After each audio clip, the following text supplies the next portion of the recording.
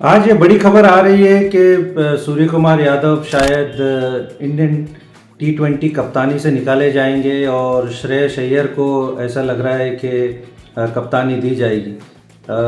ये मेरे लिए फ़र्स्ट ऑफ ऑल बहुत ही सरप्राइजिंग न्यूज़ है, क्योंकि सूर्य कुमार यादव ने अभी IPL के पहले T20 वर्ल्ड कप जीता है, उससे पहले एशिया कप भी उन्होंने जीता है। तो दो ICC की बड़ी ट्रॉफीज जीतने के बाद किसी कप्तान को निकालना, मुझे लगता है कि शायद हिस्ट्री में ये पहली बार हो रहा होगा।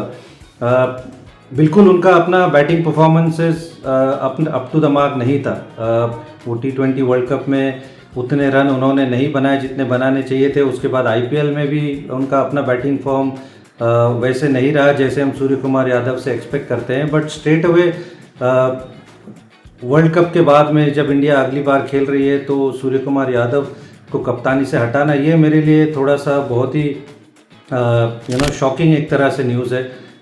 शायद सिलेक्टर्स को उनसे बात करना चाहिए था या उनको ये मैसेज अक्रॉस करना चाहिए था कि आपको अपनी बैटिंग परफॉर्मेंसेस इंप्रूव करनी होगी, नहीं तो there will be consequences. But एक आधा टूर्नामेंट मुझे लगता है कि उनको कंटिन्यू करना चाहिए था, क्योंकि कुछ भी हो ICC इवेंट जीतना कोई मामूली बात नहीं है। तो आई जस्ट फील के ये मेरे लिए बड़ा ही सरप्राइजिंग है। फ्रंट रनर ऐसे लग रहा है कि श्रेयस अय्यर लग रहे हैं कि शायद उनके ऊपर वो भार दिया जाएगा। बहुत बढ़िया चॉइस है। मुझे ऐसे लगता है कि वो फ्यूचर कप्तान तो थे ही, हम उनको देख रहे थे कि जिस तरह से उन्होंने IPL में जिस तरह से लीड किया है, उनका जो परफॉर्मेंसेस रहा है, उनकी बैटिंग का परफॉर्मेंस जिस तरह से रहा है, तो मुझे उस चीज़ में कोई सरप्राइज़ नहीं लगता है।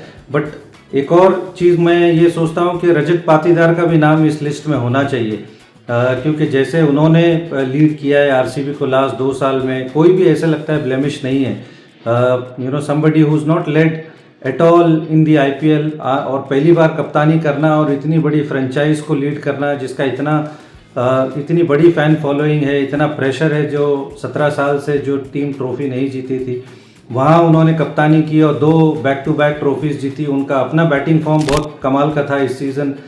जैसे क्वालिफायर 1 में उन्होंने जो नॉक खेला और थ्रू आउट इस सीज़न में जो इम्पैक्टफुल नॉक्स उन्होंने खेले, स्पिन के जिस तरह से वो हिटर हैं, फास्ट बॉलिंग को जिस तरह से उन्होंने रन बनाए इस सीज़न में, तो आई फील कि रजत पाटीदार का भी नाम कहीं ना कहीं होना चाहिए, क्योंकि I think is a deserving candidate. और IPL एज इट इज़ हमारे सिलेक्शन का क्राइटेरिया बहुत बड़ा क्राइटेरिया है, तो वो सारे बॉक्सेस मुझे ऐसा लगता है रजत पाटीदार ने टिक किए हैं।